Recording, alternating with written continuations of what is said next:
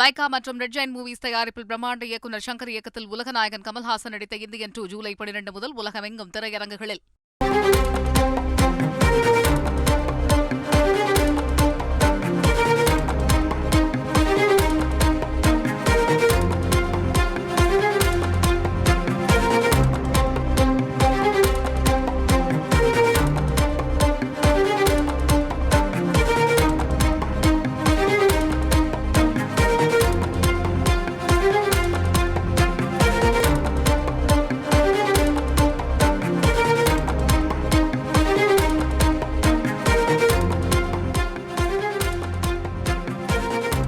ஆதார் தரவுகளை பயன்படுத்த தடை கோரிய மனுவை தள்ளுபடி செய்து உச்சநீதிமன்றம் உத்தரவு பிறப்பித்திருக்கிறது. விவரங்களை செய்தியாளர் வெங்கடேசன் கேட்கலாம். வெங்கடேசன், இந்த வழக்கின் முழு பின்னணி. வெங்கடேசன், வணக்கம். பாதுகாப்பு அம்சங்கள் ஏற்படுத்தும் வரை ஆதார் எண் தரவுகளை மத்திய அரசு பயன்படுத்த தடை கோரி கேரளத்தைச் சேர்ந்த மேத்யூ தாமஸ் ஒரு பொதுநல மனுவை தாக்கல் செய்திருந்தார்.